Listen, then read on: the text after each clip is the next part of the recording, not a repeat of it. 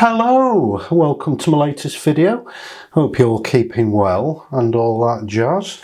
On Wednesday the 27th of July, I'm going to be painting on this stretch canvas with a little bit of gesso on it, and it's 20 by 16 inches, which is about my standard size. On my glass palette I've got some phthalo blue, got some Payne's grey, sap green with some red mixed into it. I've got ultramarine blue there, and I've got some cobalt blue with a bit of green mixed into it, and titanium white. And of course I've just got plain old titanium white on standby. And as my medium I've got a load of linseed oil as well, which I love using, really helps the flow. I've still got COVID, so excuse me if I'm coughing and spluttering and a bit bunged up.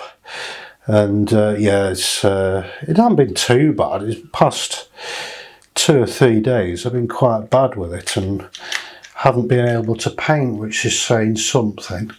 It takes a lot for me to not be able to paint. And yeah, I've been testing every day, and quite a collection building, so I thought I'd put a couple in my studio for good luck. Anyway, we'll do some painting. I'm desperate to paint something. Yeah, I had a try yesterday but failed miserably, just wasn't feeling it, but we'll see how we get on today. Find my brush, there it is. That'll be a start, wouldn't it? Just give it a quick clean with my kitchen towel after yesterday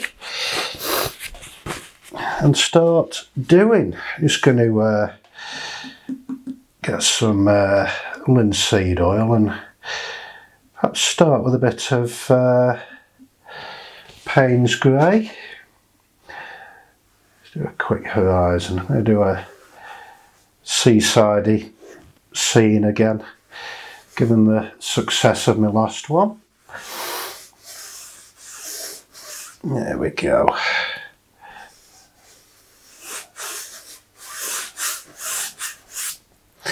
And a bit of phthalo blue on as well.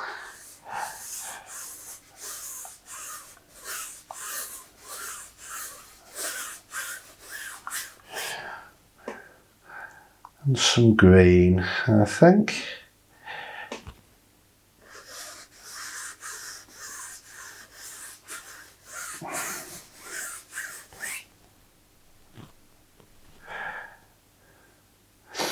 Yeah, whenever I'm poorly, it makes me think of a time, oh god, it was a long time ago, 1998, 97, something like that, when I worked at a certain supermarket in Buxton.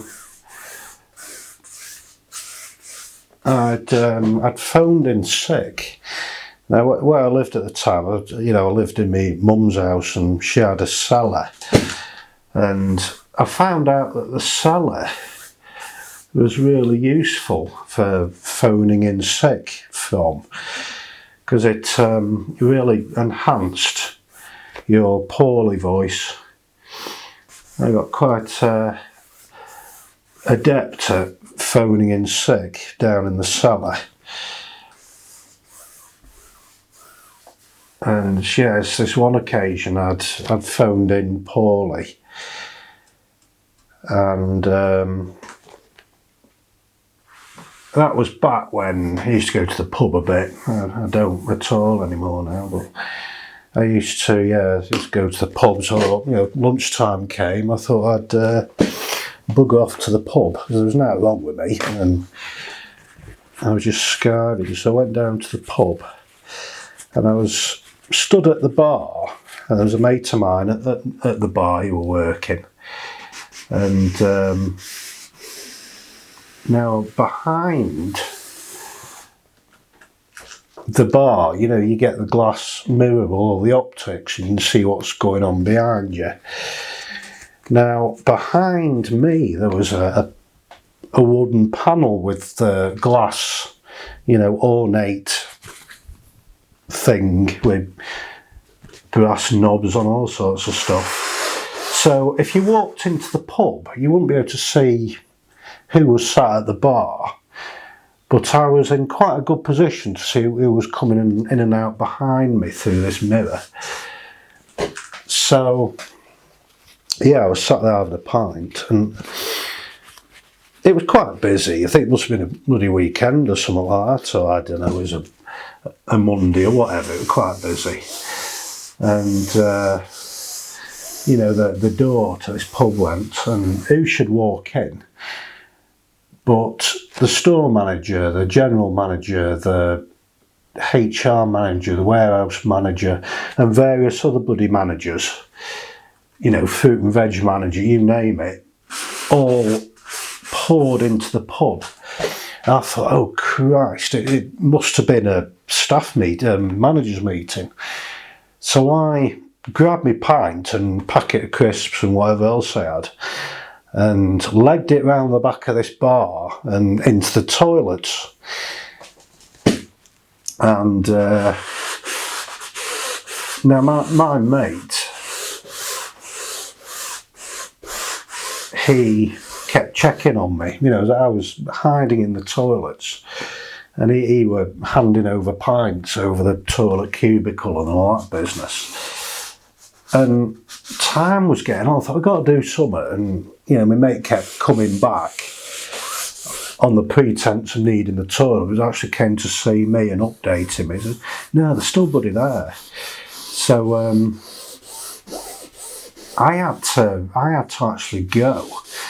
Now, it's quite skillful how it was done. He managed to smuggle me through the pub, you know, out the toilets, through the pub, and through the kitchens out the back. You know, all the managers were sat on this long table next to the bar. Bloody lucky escape.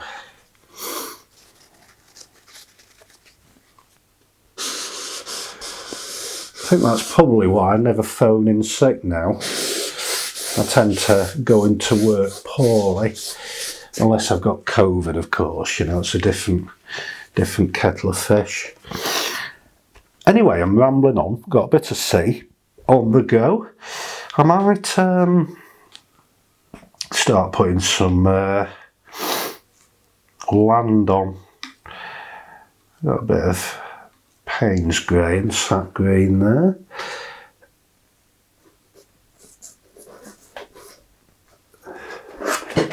Check my camera's still on, which it is.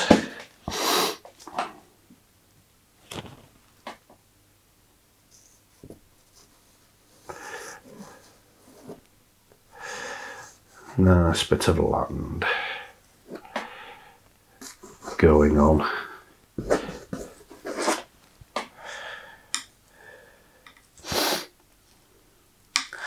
Yeah, but growing up in the village in Derbyshire, you know, absolute middle of nowhere, we didn't tend to go. You know, the nearest doctor's surgery was, I suppose, about 7 or 8 miles away, perhaps a bit less than that, in Bakewell in Derbyshire. And so we didn't tend to go to that surgery because in the village,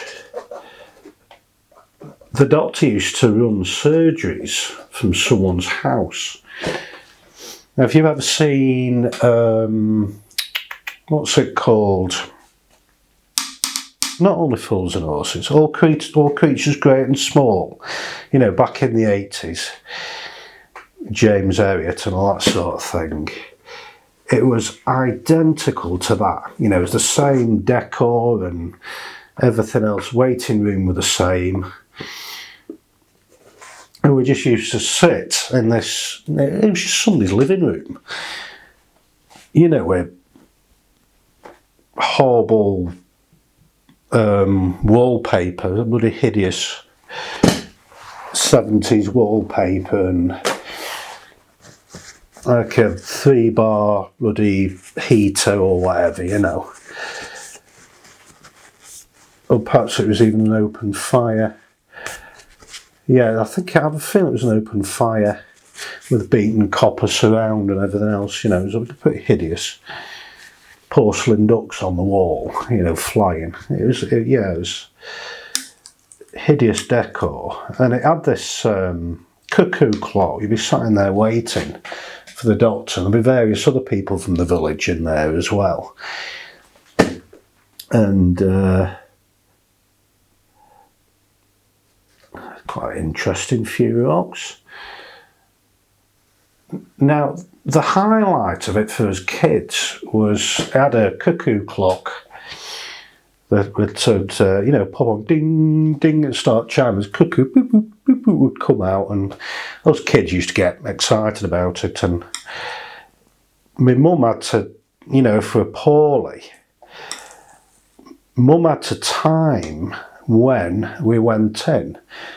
So we got to see the cuckoo. I mean, me in particular, I was a buggeroo. I was a devil. And if I'd missed the cuckoo, my goodness, I'd throw a hell of a tantrum. And my mum wouldn't be able to leave until this cuckoo happened. So yeah, she then started timing the doctor visits to coincide, you know, for it to be on the hour for the cuckoo happening.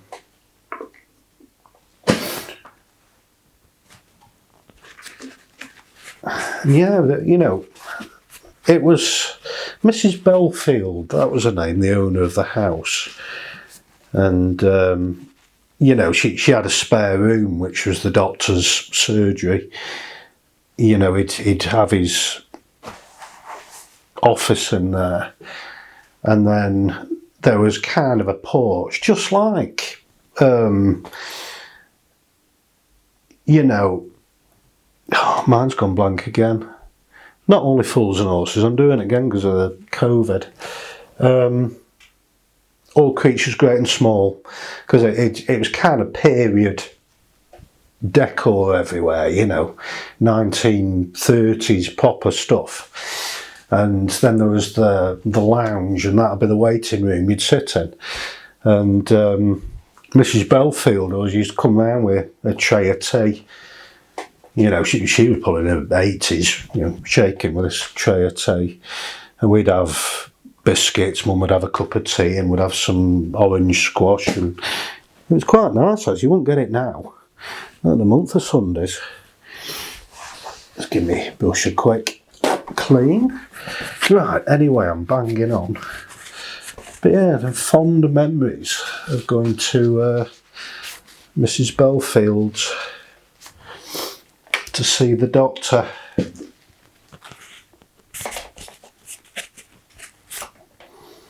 Yeah, I mean, you know, it just wouldn't happen now at all.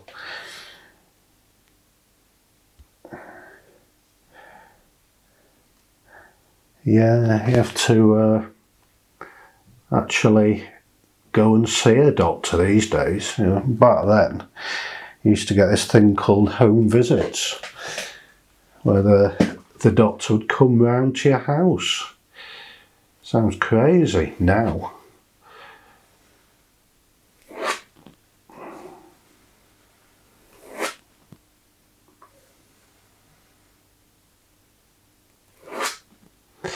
It's titanium white on that horizon. There we go. Now, what to do next? What to do? Get my brush again. Where is it? There it is. Give it a quick wipe. Put some. Put a bit of white on. Suggestion of waves and things.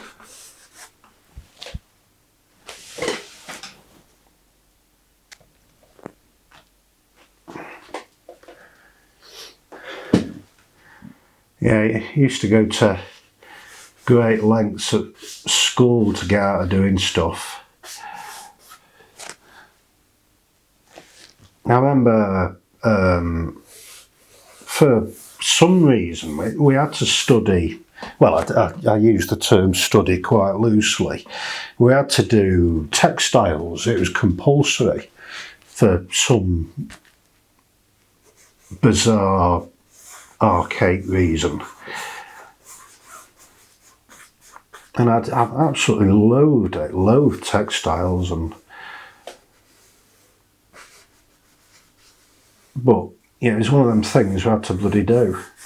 And we made, well, I say we made, or I say I made, again, I use the term loosely, rephrase that to my mum made a waistcoat. You know, we had to make a waistcoat or whatever, and I didn't want to do it, so my mum ended up doing it, and I got the credit. And we had this bloody fashion show, and I played merry hell. There was no way I was going to no fashion show, because I've never enjoyed being centre of attention, nothing like that. You know, even now, you know, even though I'm sat doing videos and painting, and I dislike being the centre of attention. And yeah, it would have involved me strutting my stuff on a catwalk, which just isn't me. And now, quite often, me mum or my dad would say, right, you're doing it, it's tough. But credit where credit's due. My mum and dad also played merry hell and said, no, he's not doing it. Waste of time. In particular, my dad, he was very animated. They weren't going to force me to do it.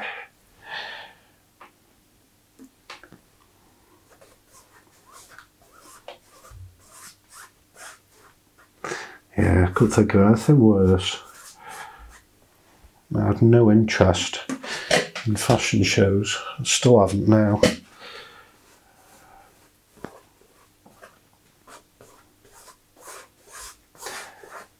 But yeah, I'd often, as I say, go to great lengths in trying to miss stuff. And particularly PE. Now, you know, I was all right at PE, don't get me wrong. You know, I was quite fit back then. I think it was the notion of getting undressed in front of people, which I didn't like, because I was, you know, I was quite self-conscious growing up, and I wasn't particularly who you'd consider these days as an alpha male, you know. So yeah, I used to try everything, and in my primary school years, there was an occasion, I mean probably more than one occasion, where I'd ask my mum for a note for the teacher because I didn't want to do PE or whatever, and I badgered my mum for a note. She said, no, you're doing PE, end of. But me, I tended to create havoc until I got my own way. I suppose these days they call it ADHD, but back then it was just a naughty little sod.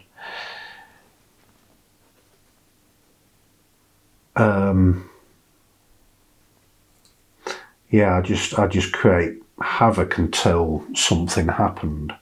Not, you know, obviously not my mum's doing. She was an amazing parent. It was just me. I was a pillock. And yeah, I created, and finally my mum said, yeah, I'll do you a note just to shut me up. And I went to school grasping me note to give it to whoever was teaching PE at that time. And yeah, I announced with glee that my mum had written this note. So I stood in front of the teacher, gave her the note, and what I didn't know, you know, I ended up doing PE. And I said to the teacher, but I've got a note. So she made me do it anyway. And I thought, that is shocking, that. Absolutely diabolical. And I told my mum about it, and you know, even though she'd done me a note, still had to do PE. Years later, you know, many years later, my mum revealed that what she'd actually written on the note for the teacher was that John, or as I was called back then, Jonathan, thinks that I am writing this note to say that he can't do PE. But what I am, in fact, writing is that you must make him do PE because there's nothing wrong with him. Oh, yeah, I didn't know it at the time. So, yeah, I ended up doing bloody PE. Yeah, I suppose my mum got her own back on me for being a nana.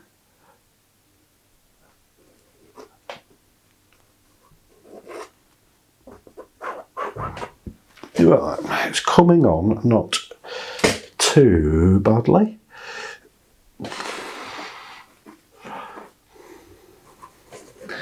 Waves and things. Right, let's have a think about that sky. Not enormously happy by it, but it's a painting and I'm enjoying it, which is the key thing. It takes my mind off bloody COVID.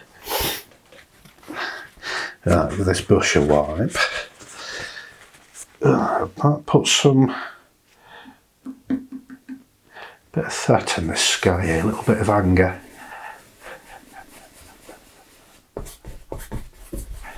Just there.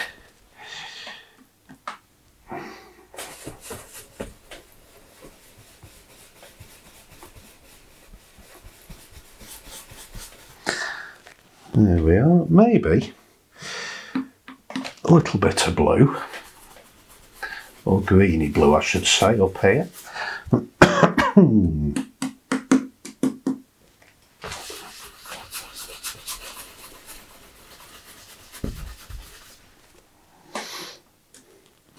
Lovely. I'll just try something there. Might be a bit too blue, that, but we'll soon rectify that. I'll put some of that blue up here. There we go. A bit of titanium white as well. Nice and fast.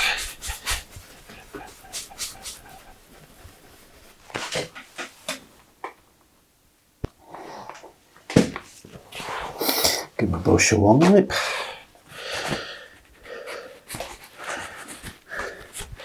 Yeah, I might replace that blue with a bit of green again.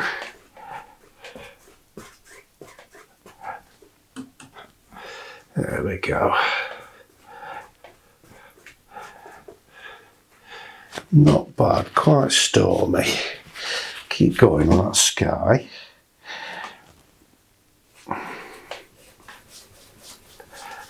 Oh, there's a bit of green gone in the sky, but it doesn't matter too much. Can live with that. Brush a wipe again.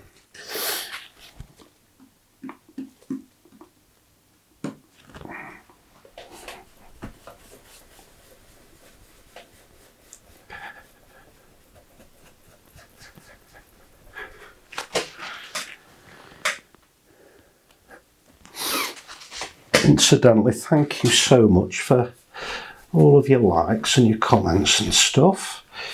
Really, it does mean a lot. And don't forget to subscribe if you like my stuff. Even if you don't like my stuff, subscribe anyway. It's free. Really does mean a lot to me. Right, smooth them edges over a bit.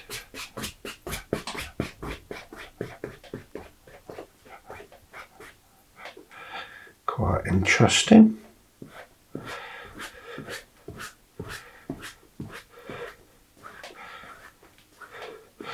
Go over it gently.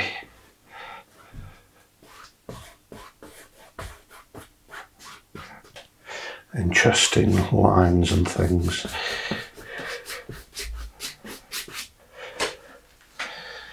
A bit more of that greeny blue.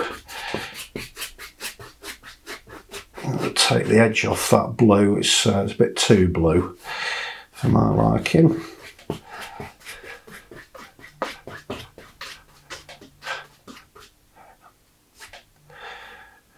A few flecks of dry paint on there I need to get rid of.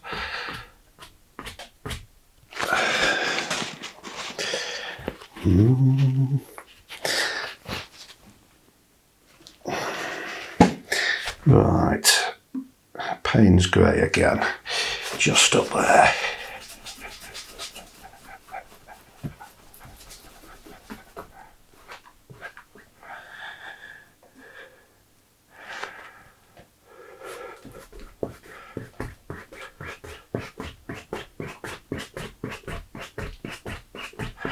Working fast, plenty of movement.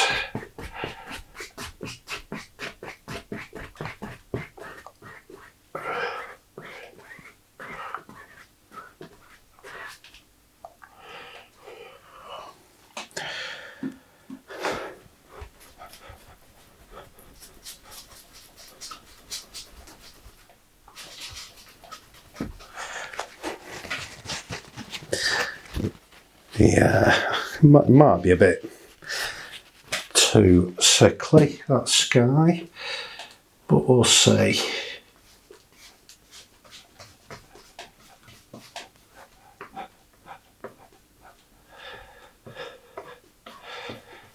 Still a painting, it don't matter too much.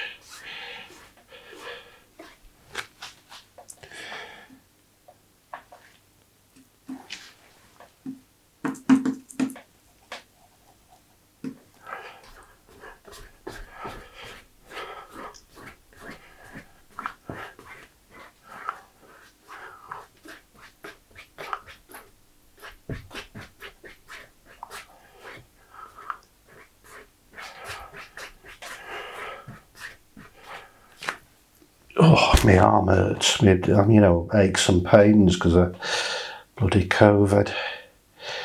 But anyway, carry on.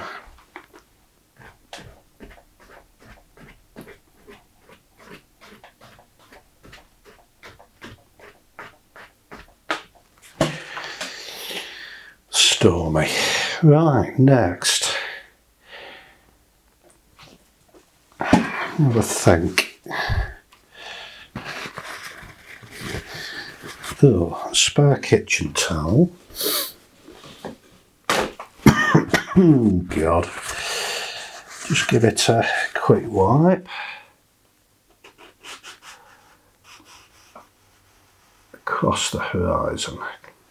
Hopefully create a bit of haze or something, which it has quite nicely. A fresh bit. Oh, I really do feel as rough as an antelope's crotch. A lizard's armpit.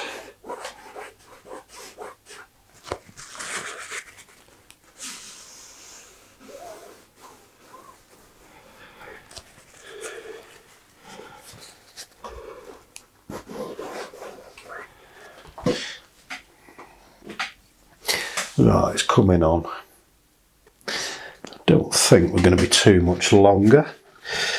I really ought to climb back into my deathbed. Perhaps some distant waves on there like that. And again, over here.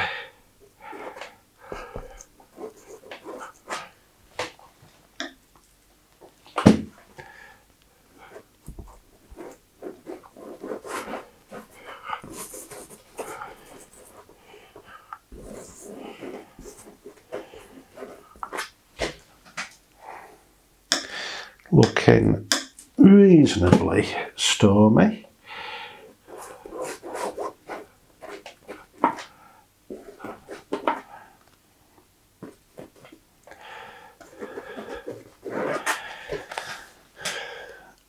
yeah, it's not looking too bad. I was worried it were going to be too sickly, i.e. the blue being too blue or the green being too green. But it hasn't turned out too badly.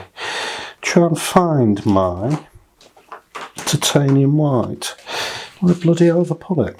Excuse me while I bend over across my camera.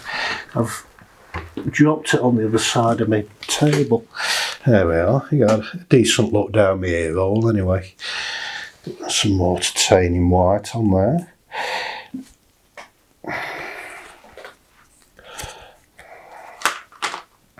A little speck of something there. Might leave that in.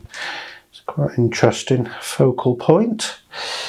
Let's have a think more here. More titanium white, storm, waves, not bad.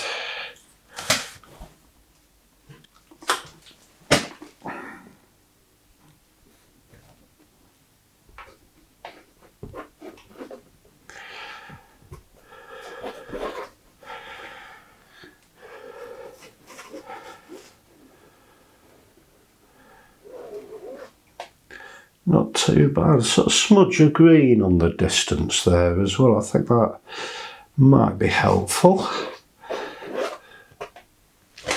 There we go. That's quite interesting, that wave there.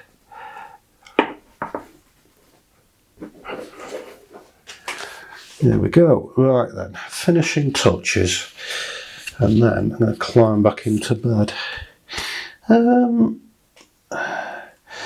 need a bit of a vanishing point going on over here. There we go.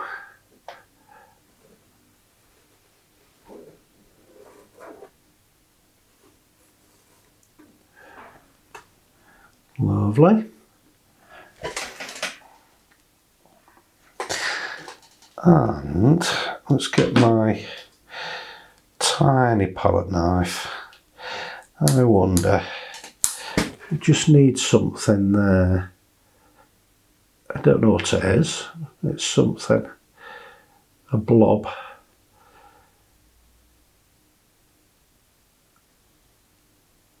And there as well. There we go. Looking not too bad. So yeah, as I say, thank you so much for watching. It really does mean a lot.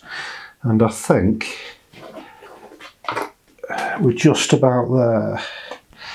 Not going to overdo it. I'm going to climb back into bed and call it a day. That's not bad, that, until just put a little fisherman there maybe.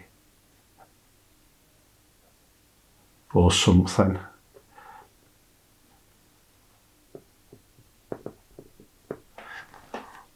Or rocks, I don't know.